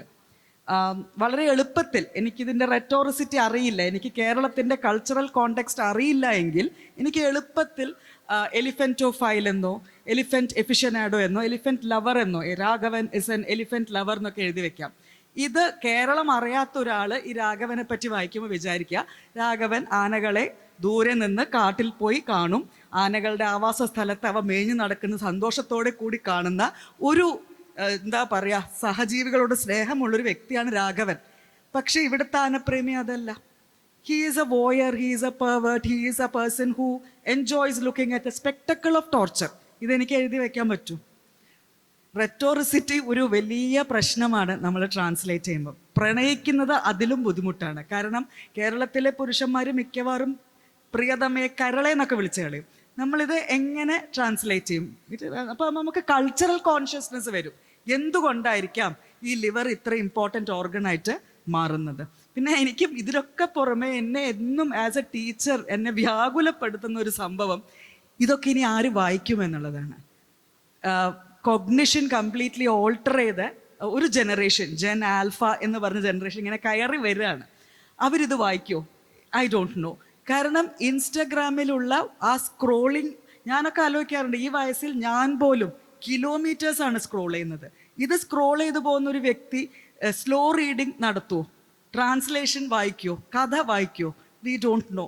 വളരെ ഓൾട്ടേർഡ് ആയിട്ടുള്ള ഒരു റിയാലിറ്റിയിലേക്കാണ് നമ്മൾ കടന്നു പോകുന്നത്. ഇതൊക്കെ പറയുമ്പോഴും ഈ വനിതാ ദിനമായതുകൊണ്ടും സ്ത്രീകളായതുകൊണ്ടും അതിനെപ്പറ്റി കൂടി നമ്മളൊന്ന് ചിന്തിക്കണം.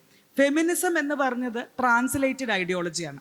അതുകൊണ്ട് തന്നെ നമുക്ക് പ്രത്യേകമായൊരു പദമുണ്ട് അല്ലെ, ഫെമിനിച്ചി എന്ന് പറഞ്ഞ് നമ്മളൊരു പദം ഉണ്ടാക്കിയിട്ടുണ്ട്. നമുക്ക് ഇഷ്ടമില്ലാത്തത് പറയുന്ന സ്ത്രീകളൊക്കെ ആ ഒരു കാറ്റഗറിയിൽ പെടുന്ന സ്ത്രീകളാണ്. ഇതിലും എന്നെ എന്താ പറയുക, ആങ്ഷ്യസ് ആക്കുന്ന ഒരു കാര്യം, ഇന്നത്തെ തലമുറയോട് സ്ത്രീ ശാക്തീകരണം അല്ലെങ്കിൽ ഫെമിനിസം എന്നൊക്കെ പറയും ഭയങ്കര റെസിസ്റ്റൻസാണ്. കാരണം എവിടെയോ ഒരു തോന്നലാണ് ഇതൊക്കെ അച്ചീവ്ഡ് സ്റ്റേറ്റസ് ആണ്, ഇതൊക്കെ നടന്നു കഴിഞ്ഞു. ഈ ഫെമിനിസം എന്നൊക്കെ പറയുന്നത് എന്തൊക്കെയോ വിഷമങ്ങൾ ഉള്ളിലുള്ള സ്ത്രീകളാണ് എന്നൊക്കെ ഒരു തോന്നലാണ്. രണ്ടാമത്തത്, ഇതിവിടെ ഇരിക്കുന്ന സ്റ്റുഡൻസിന് വേണ്ടി തന്നെ പറയാണ്, സോഷ്യൽ മീഡിയ, യൂട്യൂബ്, ഇൻസ്റ്റഗ്രാം ഇത് മുഴുവൻ കൈയടക്കി വെച്ചിരിക്കുന്ന ഇൻഫ്ലുവൻസേഴ്സിനെ നമുക്ക് കുലസ്ത്രീകൾ അല്ലെങ്കിൽ ട്രാഡ് വൈബ്സ് എന്ന് വിളിക്കാം. കാരണം അവർ നിങ്ങൾക്ക് പറഞ്ഞു തരുന്ന ചില ഗുണപാഠങ്ങളുണ്ട്. അടിച്ചു വാരി തുടക്കുന്നത് വളരെ സന്തോഷം തരുന്നു, പാത്രം കഴുകുന്നത് അതിലും സന്തോഷം തരുന്നു, അല്ലെങ്കിൽ ഏത് ലിപ്സ്റ്റിക് ഉപയോഗിക്കണം എന്നുള്ളതാണ് എൻ്റെ ജീവിത പ്രശ്നം എന്നുള്ളത്. ഇത് ഒരു തരത്തിലുള്ള പറ്റിക്കലാണ്. ഇത് പക്ഷെ മനസ്സിലാക്കാൻ ബുദ്ധിമുട്ടാണ്. കാരണം നമ്മൾ അതുകൊണ്ടാണ് വളരെ വളരെ റിയാക്ഷണറി ആയിട്ട് പുറകോട്ട് പോകുന്നത്. നമുക്ക് ഇല്ലാത്ത കാര്യങ്ങൾ, അതായത് ഹൽദി, മെഹന്തി പോലെ CBSE സിലബസിലുള്ള കാര്യങ്ങൾ നമ്മളെടുത്ത് നമ്മുടെ കല്യാണങ്ങൾക്ക് കൊണ്ടുവന്ന് സെലിബ്രേറ്റ് ചെയ്യുന്നത് ഇവൻറ്റ്സ് കളറാക്കാൻ വേണ്ടിയാണ്. പക്ഷെ വീണ്ടും നമ്മൾ ചെന്ന് എത്തിപ്പെടുന്ന ബന്ധങ്ങൾ എന്താണ്, അതിലൊരു സ്ത്രീയുടെ സ്ഥാനം എന്താണ്, ഇതൊന്നും നമുക്ക് മനസ്സിലാവാൻ ബുദ്ധിമുട്ടാണ്. What is happened is neo liberalism വളരെ ഭംഗിയായിട്ട് ഫെമിനിസത്തിനെ അങ്ങ് ക്യാപ്ചർ ചെയ്ത് ഇത്തരത്തിലുള്ള ഇമേജസ് നമുക്ക് പ്രസന്റ് ചെയ്ത് ഫെമിനിസ്റ്റുകളൊക്കെ തലവേദന തരുന്ന വ്യക്തികളും ഇതുപോലത്തെ ട്രാഡ് വൈബ്സ് സെലിബ്രേറ്റ് ചെയ്യപ്പെടും ചെയ്യുന്നു. ഇവരും പൈസ ഉണ്ടാക്കാൻ വേണ്ടി ചെയ്യുന്ന ഒരു തരം ഒരു ഫ്രണ്ട് ആണെന്ന് ചിലപ്പോൾ നമുക്ക് മനസ്സിലായി എന്ന് വരില്ല. ഞാൻ പ്രിയ പറഞ്ഞുകൊണ്ട് അതിലേക്ക് കൂട്ടിച്ചേർത്ത് പറയും, ഞങ്ങളിവിടെ വന്നിരുന്ന കുറച്ച് സമയം സംസാരിച്ചൊരു കാര്യം ഇതാണ്.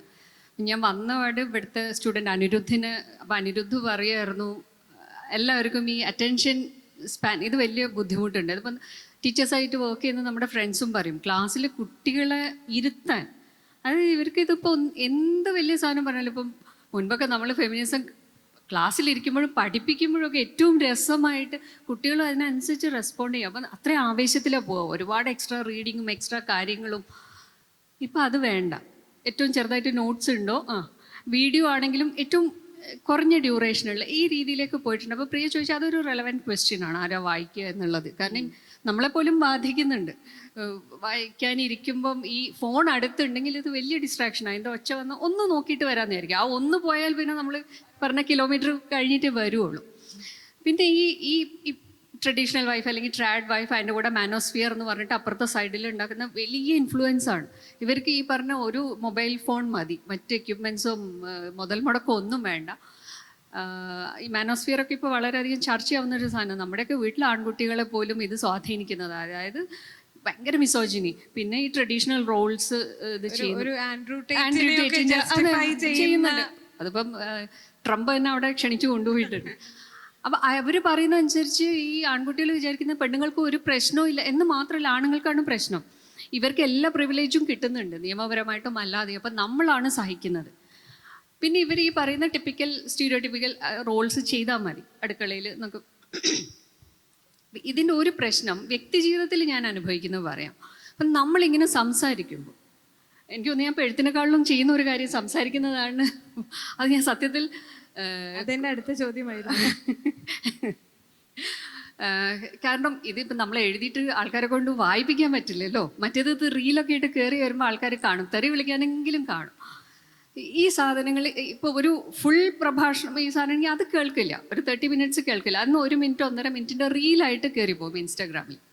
അപ്പം നമ്മൾ പൊതുവെ അറിയാം ഫേസ്ബുക്കൊക്കെ ഈ അമ്മാവന്മാർക്കും മറ്റവർക്കും ഉള്ളതാണ്, യങ്സ്റ്റേഴ്സും ആണ് ഇൻസ്റ്റാഗ്രാമിൽ ഉപയോഗിക്കുന്നത്. അപ്പം സ്വാഭാവികമായിട്ടും ഞാൻ പ്രതീക്ഷിക്കുന്ന ആ യങ് ക്രൗഡാണ് അവിടെ ഉള്ളത്. പക്ഷേ ഇതിൻ്റെ താഴെ വരുന്ന കമൻസ് നോക്കിക്കഴിഞ്ഞാൽ ഇവരാണോ ഇപ്പോഴത്തെ യങ് ക്രൗഡ് എന്നുള്ള കാര്യത്തിൽ എനിക്ക് വലിയ സംശയമുണ്ട്. ഇനി ഇവരാണ് ഈ യങ് ക്രൗഡെങ്കിൽ എനിക്ക് നല്ല പേടിയുമുണ്ട് എന്താവും നമ്മുടെ അവസ്ഥ എന്ന് വിചാരിച്ച്. അപ്പോൾ ഈ 2-3 ഈ പറഞ്ഞ പോലെ ഈ വീഡിയോസ് വരുന്നു, നമ്മൾ എയറിൽ കയറുന്നു എന്ന് പറയുന്നതാണല്ലോ ഇപ്പോഴത്തെ പ്രയോഗം. അത് ഒരെണ്ണത്തിൽ ഞാൻ മതത്തെക്കുറിച്ച് പറഞ്ഞിട്ടുണ്ട്. സ്വാഭാവികമായിട്ടും എനിക്കത് അറിയാതെ പറഞ്ഞാണ് ഒരു കഥയുടെ കോണ്ടെക്സ്റ്റിൽ. പക്ഷെ മതം അത് പ്രത്യേകിച്ചും ഒരു ഞാൻ പേര് പറഞ്ഞു പോയി, എന്തോ ഒരു ഫ്ലോയിൽ പറഞ്ഞു പോയതാണ്.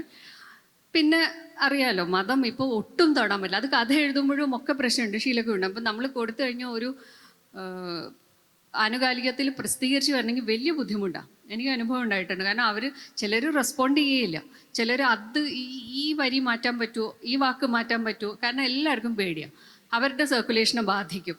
അതുകൊണ്ട് ആരും ആ റിസ്ക് എടുക്കാൻ തയ്യാറല്ല. നിങ്ങളൊന്ന് മയപ്പെടുത്തി പോയാൽ മതി. പ്രത്യേകിച്ച് മതം. പിന്നെ സ്ത്രീകൾ എഴുതുമ്പം സെക്ഷുവാലിറ്റി ആ കൊണോട്ടേഷനുള്ള എന്തെങ്കിലും സാധനങ്ങളൊക്കെ വരാം. ഇത് മതം വന്നപ്പോൾ സ്വാഭാവികമായിട്ടും ഒരുപാട് പ്രശ്നങ്ങളിലേക്ക് പോയി.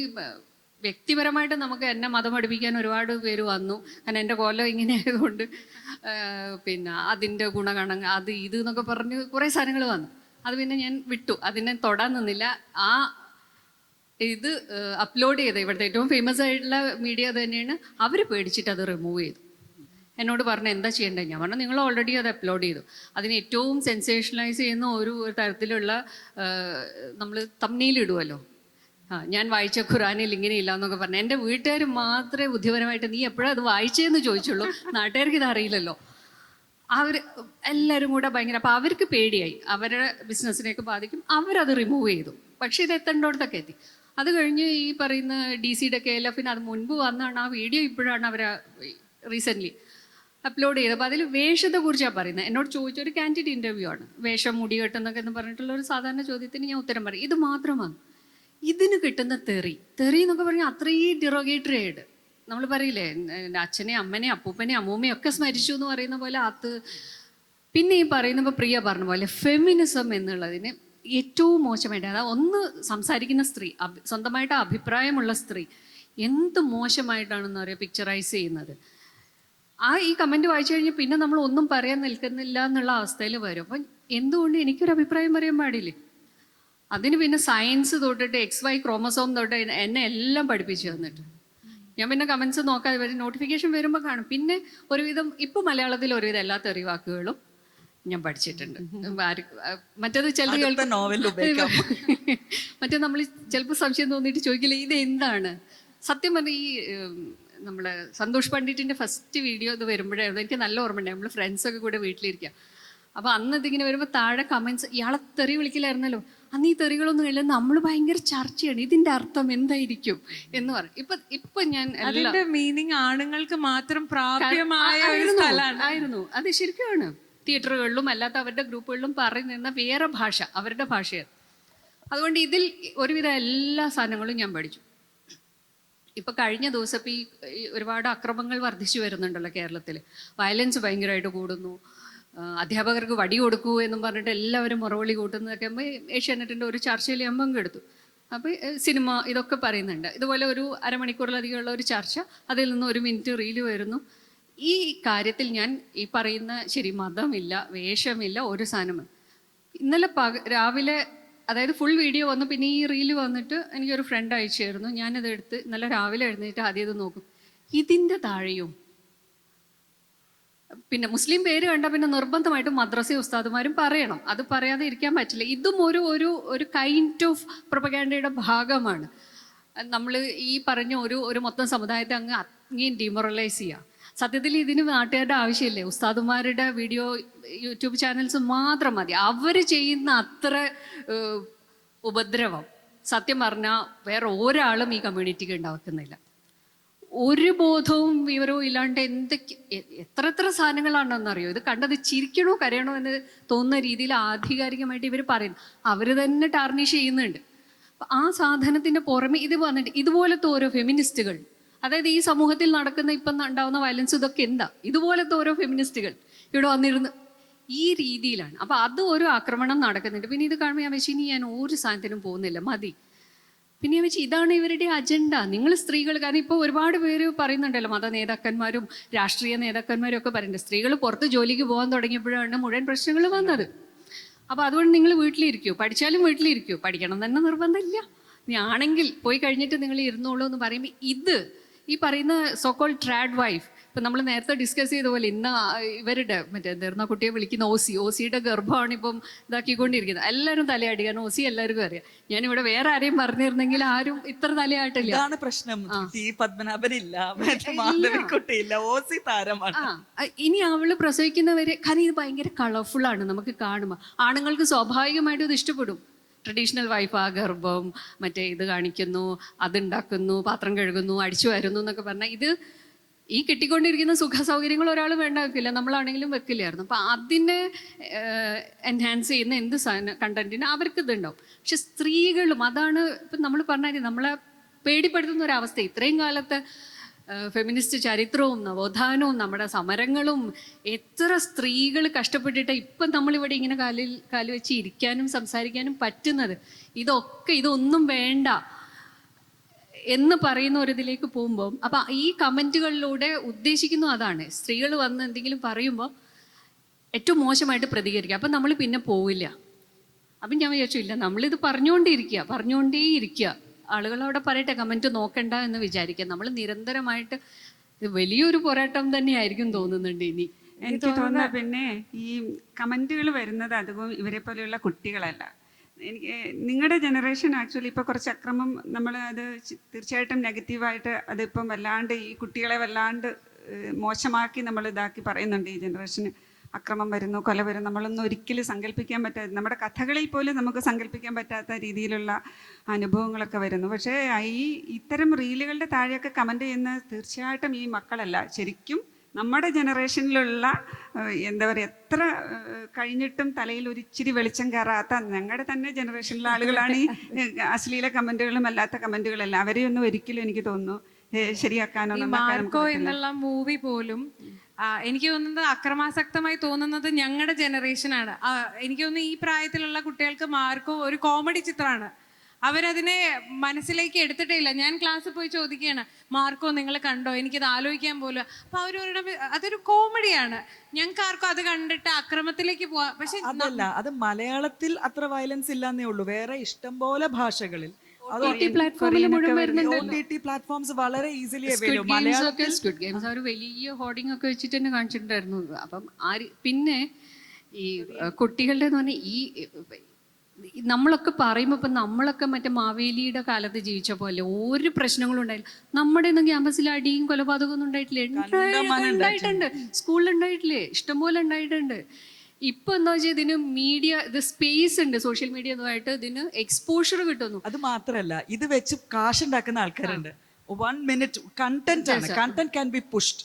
അപ്പം അത് വെച്ച് അതിനെ അങ്ങ് ലയണൈസ് ചെയ്ത് ഡിമണൈസ് ചെയ്ത് ഈ മുഴുവൻ താഴെ ഇപ്പോഴത്തെ 2K കിഡ്സ് ഇങ്ങനെ 90s കിഡ്സ് 80s കിഡ്സ് അത് അതിലും ഭീകരമായിരുന്നു. ഭീകരമായിരുന്നു. അപ്പൊ എനിക്കൊന്നും തോന്നുന്നില്ല, എൻ്റെ സ്കൂൾ കാലത്തേക്ക് എനിക്ക് ഒരു കാലത്തും തിരിച്ചു പോകണ്ട, കോളേജ് ഓക്കെ. അപ്പം ഈ രീതിയിൽ നമ്മൾ അതിനങ്ങ് ഗ്ലോറിഫൈ ചെയ്യുന്നുണ്ടെന്നുള്ളൂ. പിന്നെ ഈ പറയുന്ന സിനിമയായാലും ഇത് ഉണ്ടാക്കുന്നത് ഈ പ്രായം കുട്ടികളല്ലല്ലോ, നമ്മുടെ പ്രായത്തിലും ഒക്കെ ഉള്ള ആളുകളല്ലേ ഇത് ക്രിയേറ്റ് ചെയ്യുന്നത്. പ്ലസ് സിനിമ സ്വാധീനിക്കുന്നു പറയുമ്പോൾ ഈ സിനിമ കാണുന്നത് ആൺകുട്ടികൾ മാത്രമാണോ എന്ന് പെൺകുട്ടികൾ ഒരു മാസ് വയലൻസിലേക്ക് പോവാത്തത്? അപ്പൊ കൾച്ചറൽ കണ്ടീഷനിങ് അവിടെ ഉണ്ട്. അതൊന്നും ബ്രേക്ക് ചെയ്താൽ അവർ വരും. എനിക്ക് തോന്നുന്നു അപ്പൊ എനിക്ക് എൻ്റെ ഒരു ഇതിൽ തോന്നിയത് നമ്മൾ ഫെമിനിസത്തിൻ്റെ ഡെഫിനിഷൻ ഇനി മാറ്റി എഴുതേണ്ട ഒരു കാലമായി മാം. എന്താണെന്ന് വെച്ചാൽ സ്ത്രീകൾക്ക് വേണ്ടി അല്ലെങ്കിൽ പെണ്ണുങ്ങൾക്ക് വേണ്ടി എന്നുള്ള ഒരു സംഭവം മാറി. ഇത് നമ്മളെ അത് സമൂഹത്തിന് വേണ്ടി അല്ലെങ്കിൽ കുടുംബത്തിന് വേണ്ടി എന്ന് പറയുമ്പം ഇനി ശാക്തീകരിക്കപ്പെടേണ്ടത് ആൺകുട്ടികൾ തന്നെയാണ്. അവരുടെ കാഴ്ചപ്പാടുകൾ മാറ്റിയെടുക്കുന്നതിൽ അമ്മമാർ എന്ന നിലയിൽ നമുക്കുള്ള ഒരു വലിയ റോള്, അത് ഒരു തരത്തിലും ട്രഡീഷണൽ ഇതിലേക്ക് പോകാനല്ല പറയുന്നത്, പക്ഷെ അതിന് കുറച്ചുകൂടി എന്താ പറയുക ഫോഴ്സ്ഫുള്ളായിട്ട് നമ്മുടെ ഫെമിനിസത്തിൻ്റെ എന്താ പറയുക അതിൻ്റെ ഡെഫിനിഷൻ്റെ ഉള്ളിൽ തന്നെ പെൺകുട്ടികളെ ശാക്തീകരിക്കുന്നതിനപ്പുറം നമ്മുടെ മക്കൾ, പെൺകുട്ടികൾ മാത്രമല്ല ആൺകുട്ടികളും നമ്മുടെ മക്കളാണ്, അവരെ ശാക്തീകരിക്കുക എന്നുള്ള ഒരു സംഗതി കൂടി ഫെമിനിസത്തിൻ്റെ ഉള്ളിൽ കൊണ്ടുവരണം എന്നുള്ള, അതെങ്ങനെ എനിക്ക് അതിൻ്റെ സിദ്ധാന്തവശമൊന്നും അറിയില്ല. അപ്പം അതെങ്ങനെ ഉൾക്കൊള്ളിക്കാൻ പറ്റുമെങ്കിൽ ഉൾക്കൊള്ളിച്ചെങ്കിൽ അത് നന്നായിരിക്കും. നമുക്ക് പതുക്കെ അവസാന ഒരു ചോദ്യത്തിലേക്ക് നീങ്ങി വൈൻഡപ്പ് ചെയ്യാൻ തോന്നുന്നു. അത് കുട്ടികൾക്ക് വേണ്ടിയുള്ള ചോദ്യമാണ്. അപ്പോൾ ടോണി മോറിസൺ എന്നുള്ള റൈറ്റർ ക്രിയേറ്റീവ് റൈറ്റിംഗ് പഠിപ്പിച്ചിരുന്നു അവരുടെ യൂണിവേഴ്സിറ്റിയിൽ.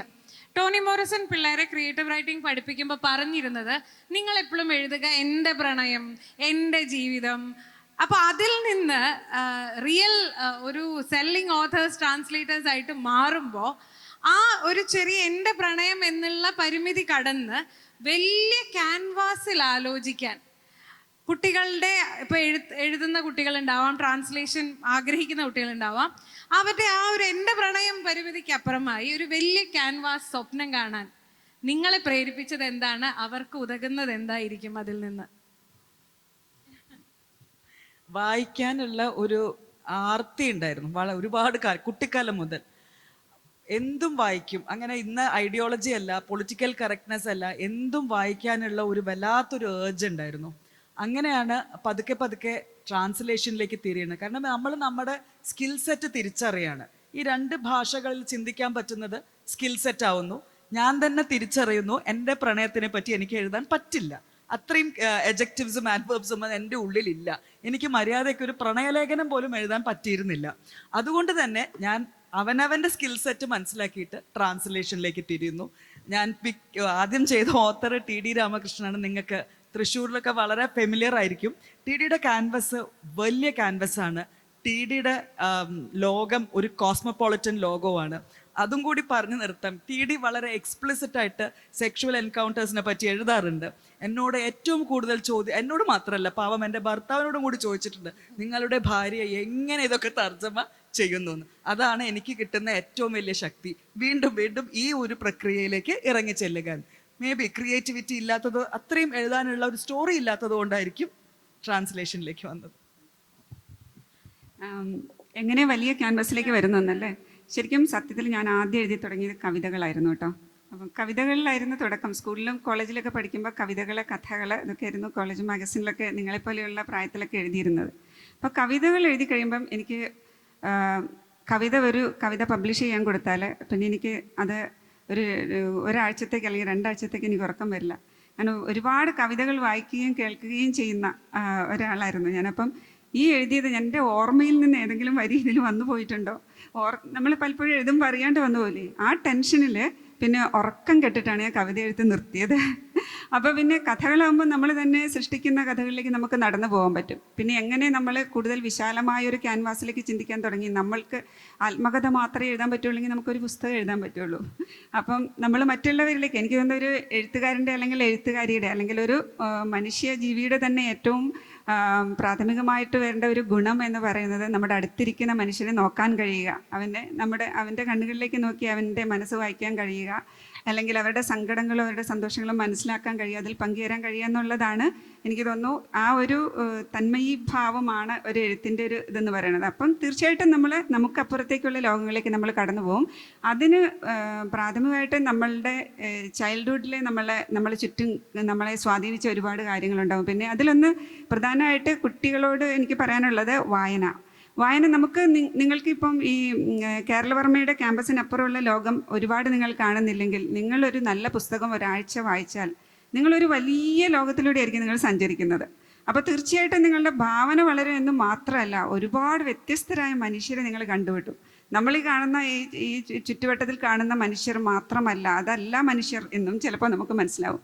അങ്ങനെ നേരത്തെ ഷാഹിന ആദ്യം സൂചിപ്പിച്ച പോലെ എൻ്റെ ചെറുപ്പത്തിലൊക്കെ വായിച്ചിരുന്നത് ബംഗാളി സാഹിത്യത്തിൽ നിന്നുള്ള വളരെ നമ്മുടെ മലയാളത്തിലെ തകഴിയെ അല്ലെങ്കിൽ കേശവദേവിനെയൊക്കെ വായിക്കുന്ന അല്ലെങ്കിൽ ബഷീറിനെ വായിക്കുന്ന അതേ സ്പിരിറ്റോടെ വായിച്ചിരുന്നതാണ്. നമുക്കറിയാം ആശാപൂർണ ദേവിയെയും മഹാശ്വേത ദേവിയെയും ഒക്കെ അവരുടെ വിവർത്തനങ്ങൾ, മലയാളത്തിലേക്ക് വന്ന വിവർത്തനങ്ങൾ, അല്ലെങ്കിൽ ടാഗോറിൻ്റെ കൃതികൾ, അല്ലെങ്കിൽ ഡോസ്റ്റോവ്സ്കിയുടെയും ടോൾസ്റ്റോയുടെയും അതുപോലെയുള്ള മാർക്കേസിൻ്റെയും ഒക്കെ കൃതികളൊക്കെ നമ്മൾ വായിച്ച് അങ്ങനെ നമുക്ക് നമ്മുടെ ഗ്രാമത്തിനപ്പുറം, എൻ്റെ ഗ്രാമത്തിനപ്പുറം ഞാൻ, അല്ലെങ്കിൽ എൻ്റെ ജില്ലയ്ക്കപ്പുറം വയനാടിനപ്പുറം ഞാൻ സഞ്ചരിക്കുന്നത് തന്നെ 10ാം ക്ലാസ് കഴിഞ്ഞിട്ടാണ്. പക്ഷേ അതിനു മുമ്പ് തന്നെ ലോകത്തിൻ്റെ പല അറ്റങ്ങളിലേക്കും എനിക്ക് പുസ്തകങ്ങളിലൂടെ സഞ്ചരിക്കാൻ കഴിഞ്ഞതുകൊണ്ടായിരിക്കാം കൂടുതൽ വലിയൊരു ക്യാൻവാസിലേക്ക് ഇറങ്ങി നമ്മുടെ ഭാവനയും ചലിപ്പിക്കാൻ കഴിഞ്ഞിട്ടുള്ള, നമ്മുടെ ചിന്തകളെ ചലിപ്പിക്കാൻ കഴിഞ്ഞിട്ടുള്ളതെന്ന് എനിക്ക് തോന്നുന്നു. എനിക്കും പ്രിയ പറഞ്ഞ പോലെ തന്നെ വായന എന്നുള്ള ഒരു അന്ന് ഇത്രയും ബുക്സ് നമുക്ക് അവൈലബിൾ അല്ല. ഇപ്പോൾ ഈ പറഞ്ഞ ഒരു ആമസോണൊക്കെ ഉണ്ട്, നമുക്ക് ഇതിൽ പോലും പോകണ്ടേ, എന്ത് വേണേലും ഒരാളൊരു പോസ്റ്റ് ഇട്ട് ഇന്ന ബുക്ക് ഉടനെ നമ്മൾക്ക് ഇവിടെ ഓർഡർ ചെയ്യാം. പണ്ട് അങ്ങനെയല്ല, വളരെ ലിമിറ്റഡ് ഇതാണ് എന്താണ് കിട്ടുന്നത്. അതുകൊണ്ട് തന്നെ എന്തും വായിക്കും, ഇന്നത് എന്നില്ല, എന്ത് കൈ കിട്ടുമ്പോഴും വായിക്കും. അപ്പം ഈ ചെറുപ്പത്തിൽ ഇതൊക്കെ വായിച്ച് പറഞ്ഞ പോലെ ഇത് വായിക്കുമ്പോൾ വാക്കുകൾ കൊണ്ട് ഉണ്ടാക്കുന്ന ഒരു ലോകം ഉണ്ടല്ലോ, അതൊരു വലിയ മാജിക്കാണ്.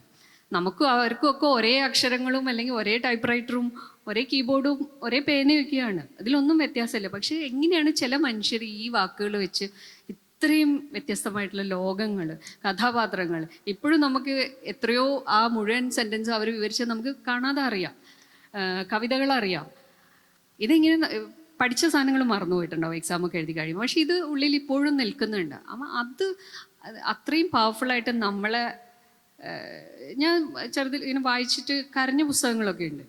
പ്രത്യേകിച്ച് ഒരു ടീനേജോ അല്ലെങ്കിൽ കോളേജ് സമയത്തൊക്കെ ചിലതൊക്കെ വായിക്കുമ്പോൾ നമ്മൾ ഭയങ്കര ഇമോഷണലാവും, അവരായിട്ട് അങ്ങ് താതാത്മ്യം പ്രാപിക്കുന്നു, നമ്മൾ ആ കഥാപാത്രമാണെന്ന് വിചാരിക്കുന്നു എന്നൊക്കെ വിചാരിച്ച് അങ്ങനെ അതിൻ്റെ ഒരു മാജിക്ക് ആണ് ഏറ്റവും അട്രാക്റ്റീവായിട്ട് തോന്നിയിട്ട്. എഴുതുന്നൊന്നും അറിയേയില്ല, കാരണം അങ്ങനെ ഒരു വീട്ടിലല്ലെങ്കിലും എഴുതുന്ന ഒന്നുമില്ല.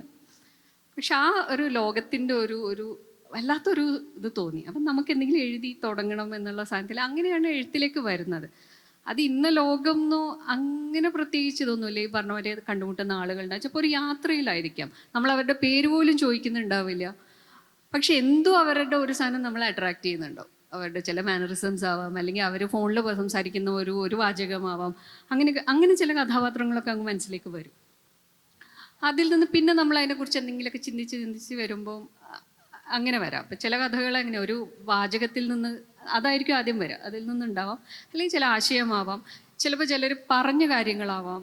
അങ്ങനെ നമ്മുടെ ചുറ്റുപാടും എന്തൊക്കെയോ സാധനങ്ങൾ വരുന്നു, അത് മനസ്സിൽ കിടക്കുന്നു, പിന്നെ അത് എഴുത്തിലേക്ക് വരും.